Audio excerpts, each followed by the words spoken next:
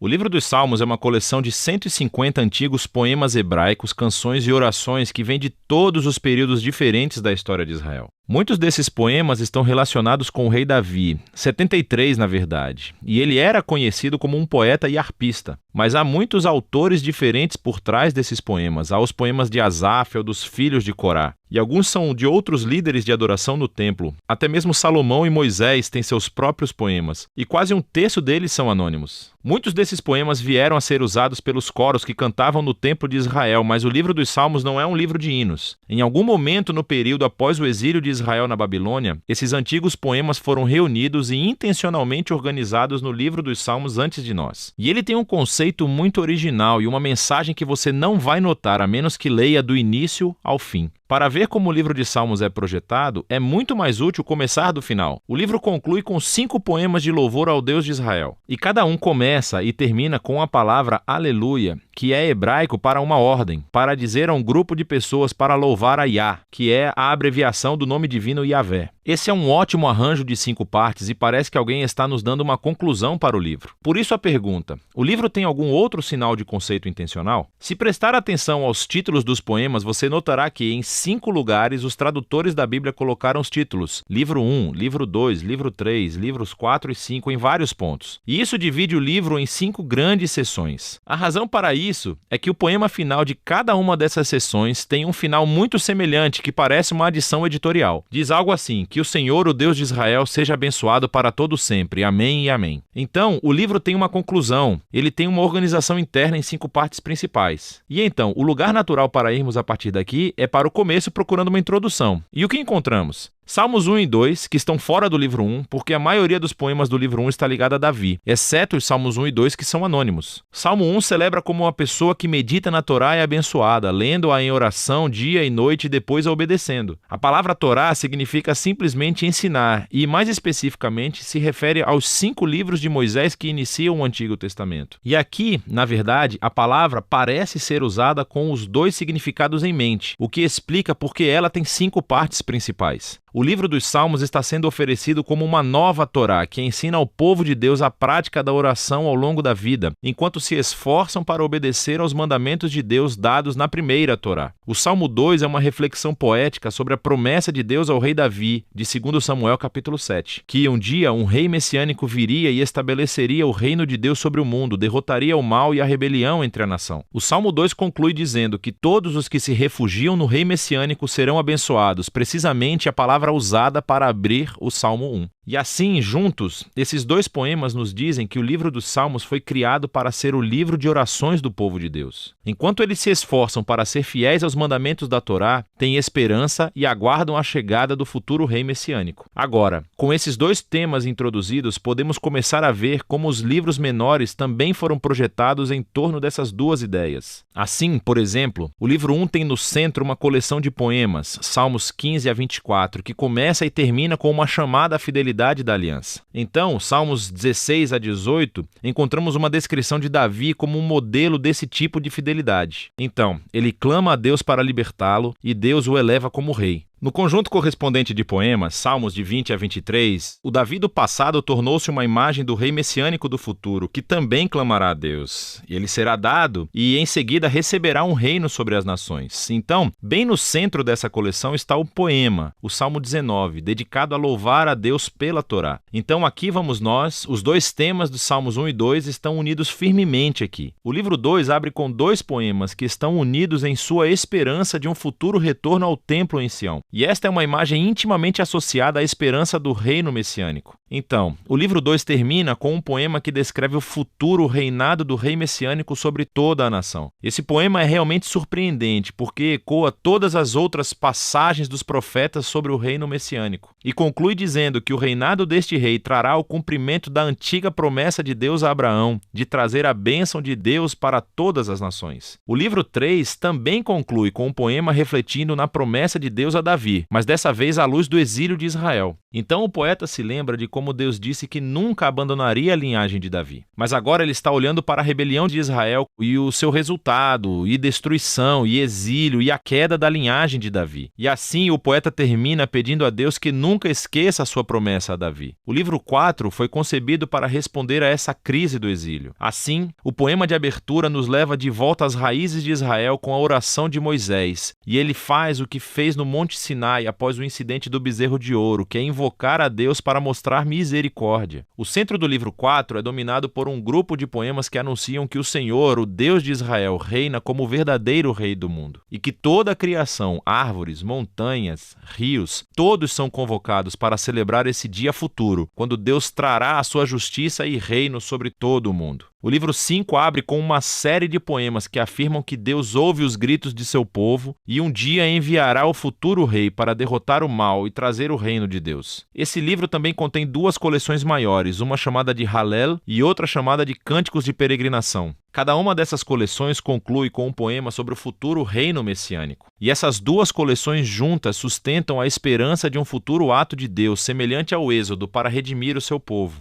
E então, entre eles está o Salmo 119, o poema mais longo do livro. É um poema de alfabeto, onde cada linha começa com uma nova letra do alfabeto hebraico e explora a maravilha e o dom da Torá como a palavra de Deus para o seu povo. Então, aqui vamos nós. Os temas dos Salmos 1 e 2, Torá e Messias, combinam todos juntos aqui no livro 5, o que nos leva de volta a essa conclusão de 5 poemas. No poema do centro, Salmo 148, toda a criação é convocada para louvar o Deus de Israel, porque, como está escrito, ele levantou um chifre para o seu povo. O chifre aqui é uma metáfora do chifre de um touro erguido em vitória, e essa imagem ecoa de volta a mesma imagem usada na canção de Ana para o capítulo 2 de 1 Samuel, mas também para o Salmo 132 anterior. O chifre é um símbolo para o futuro rei messiânico e a sua vitória sobre o mal é uma conclusão apropriada para esse livro incrível. Aqui está mais uma coisa que você provavelmente não notará se não ler esse livro em ordem. Há muitos tipos diferentes de poemas no livro dos Salmos, mas todos basicamente se enquadram em duas grandes categorias: poemas de lamentação ou poemas de louvor. Poemas de lamentação expressam dor, confusão e raiva sobre quão horrível o mundo é e quão horríveis são as coisas que estão acontecendo com o poeta. E assim, esses poemas chamam a atenção para o que há de errado no mundo e pedem a Deus para fazer algo sobre isso. Há muitos deles no livro, o que nos diz algo importante, que a lamentação é uma resposta apropriada ao mal que vemos em nosso mundo. Mas o que você notará é que os poemas de lamento predominam no início do livro, nos livros de 1 a 3. Mas preste atenção, pois você também verá poemas de louvor ocasionalmente. Os poemas de louvor são poemas de alegria e celebração, e chamam a atenção para o que é bom no mundo e recontam as histórias daquilo que Deus fez em nossas vidas e agradecem a Deus por isso. Nos livros 4 e 5, você notará que os poemas de louvor chegam a superar os poemas de lamentação. E tudo culmina nessa conclusão de aleluia em 5 partes. Então, essa mudança de lamentação para louvor é profunda e nos diz algo sobre a natureza da oração, à medida que esperamos pelo reino messiânico, como o livro nos ensina a fazer.